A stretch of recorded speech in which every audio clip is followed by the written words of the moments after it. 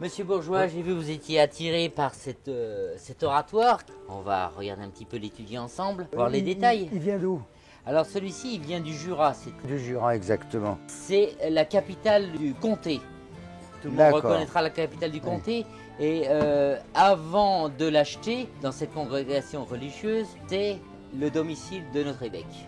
Et ce qui nous intéresse, c'est que ce meuble, comme vous l'avez justement dit, c'est qu'il est caractéristique stylistiquement dans la sculpture ornementale des ornements que l'on retrouve dans toutes les églises du Jura, notamment de Arbois, Poligny, toute cette région-là, hein, jusqu'à Clairvaux-les-Lacs où on remonte même le Haut-Jura. Sculpteur sur bien des matériaux en bois, c'était le pays du bois et qui sculptait même. Il est assez étonnant et particulier, comme vous le savez, parce que moi, ce qui m'a attiré dans votre meuble, c'est ce meuble, cet oratoire.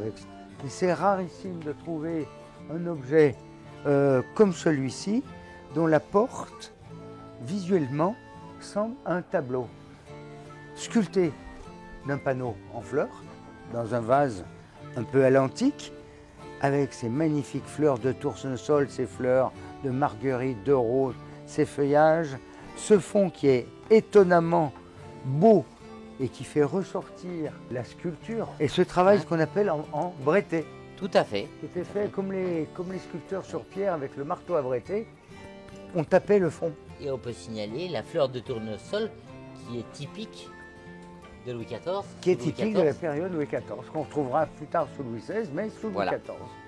Et ce qui est alors extraordinaire dans ce meuble, donc cette sculpture qui, quand vous la caressez, est vive et saillante, vous accroche, même les pistils là dans les fonds, c'est étonnant, extraordinaire, bien disposé, bien symétrique, bien Louis XIVienne encore. Et puis ce cadre, l'entourage de la porte est fait à grand cadre, mais avec des équations sculptées, comme un cadre en bois sculpté doré. Tout à fait. Hein? C'est ça qui est exceptionnel.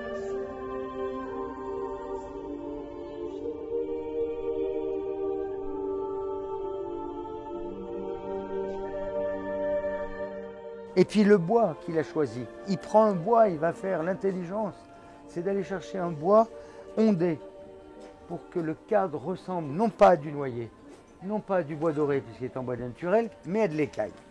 Et lorsqu'on l'ouvre, je ne sais pas comment il est monté en principe, il doit être monté à grand cadre. Il est monté à grand cadre. Ah oui, il a sa serrure d'origine. Mais ça c'est extraordinaire ce montage. C'est monté à clé, celle-ci a été changée, celle-ci aussi. Oui, celle-ci est bonne, il y a ses clous d'origine à facettes, mais c'est monté à clé pour tenir, et non pas chevillé ou monté à cale, comme les montaient les menuisiers, les ébénistes. Ça c'est sculpté dans la main, mais ça comme on les trouve dans les hôtels sur les chairs dans le Jura, elles sont rechevillées. Hein, comme les colonnes sont tenues par des grosses chevilles. La vivacité de cette feuille de lierre qui monte. Quand même un tournage inversé, non, mais c'est très compliqué, surtout avec les sculptures. Et puis cette sculpture très vive. Et ce meuble, la particularité, c'est qu'il a été fait pour être et pour rester en bois naturel. Voilà. Il n'a jamais été. Donc ça veut dire que le sculpteur a poussé cette sculpture jusqu'à la fin. Voilà. Donc cet oratoire faisait partie d'une boiserie, puisqu'on peut retrouver des pans coupés sur les abattus là. Donc il y avait tout un ensemble à l'origine. Continuez dans la pièce. La partie qui se lève. Oui, pour mettre les livres. C'était un objet, une histoire, parmi toutes celles que l'on pourrait raconter et découvrir sur la foire de Château.